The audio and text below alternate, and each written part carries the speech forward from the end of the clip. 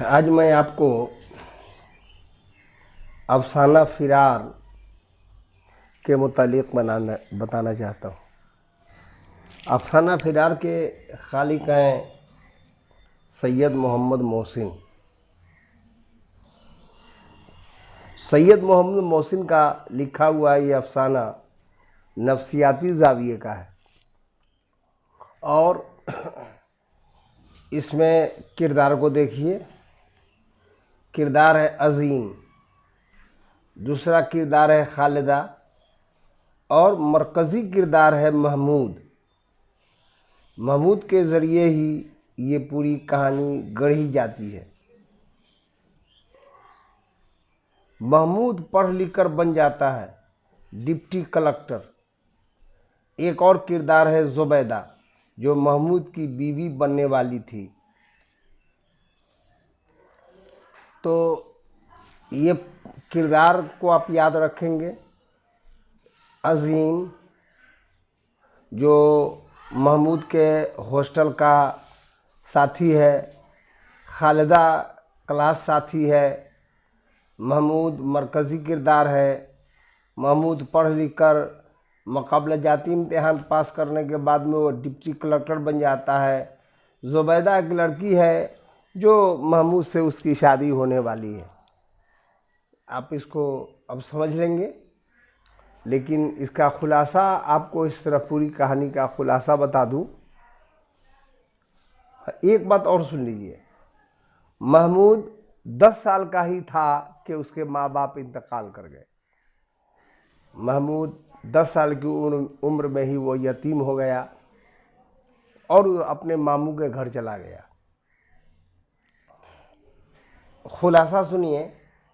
इस अफसाना में एक नौजवान महमूद का किरदार सामने आता है जो तहसील इल्म के लिए सरगर्दा रहता है और आम नौजवानों के बरअक्स हॉस्टल में एक ऐसी मिसाली ज़िंदगी गुजारना चाहता है जो एक कामयाब तालिब इल्म की शनाख्त होती है। लेकिन साथियों के उकसाने पर वह सैर तफरीह की तरफ मुतवज्जह हो जाता है। वह एक नफ्सियाती उलझन का शिकार रहता है। बचपन में अपने घर में माँ की सख्त मिजाजी, शिद्दत पसंदी और बाप पर बेजा हुक्मरानी का मंजरनामा उसे लाशऊरी तौर पर औरत ज़ात से मुतवहुश और मुतनफ़िर कर दिया था। इस नफ्सियाती कैफियत में हुसूल तालीम के बाद और अच्छी मुलाजमत में दाखिल होने के बाद वो शादी की पहली रात ससुराल में जनाना खाने के अंदर दाखिल होता है तो उसे अपने घर का वो खुद घुटन भरा माहौल नज़र आने लगता है, जहां औरत गलत तरीके से मर्द को दबाती और उसकी तजलील करती है। इस नफ्सियाती नुक्ते पर उसे अज़दवाजी फ़राइज़ से खौफज़दा कर दिया और उसकी शख्सियत को नामुकम्मल कर दिया।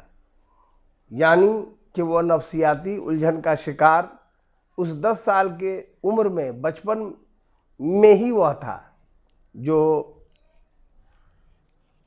उसके बाप पर उसकी माँ की हुक्मरानी हुआ करती थी और वो भी कभी बजा कभी बेजा।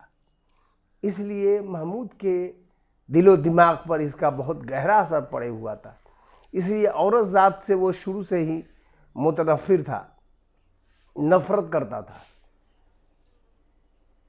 तो इस अफसाना को पढ़ने के बाद आप सबक भी लीजिए। इसके सवाल जो आपको किताब के आखिर में मिलेंगे, सवाल इसके बहुत आसान हैं, बहुत हल्के सवाल हैं।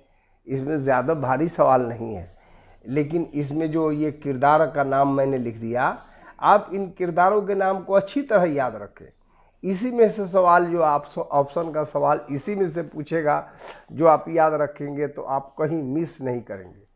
खुलासा बाय द वे कभी पूछता है ना, आम तरीके से नहीं पूछता है, लेकिन ये खुलासा इसलिए लिखा गया कि इसको आपको शॉर्ट में पढ़ करके ये समझ में आए कि इस कहानी का क्या हिसाब है, क्या हालत है, तो आप इसको पढ़ के समझ सकेंगे। फिर आइंदा मेरी मुलाकात आपसे फिर होगी।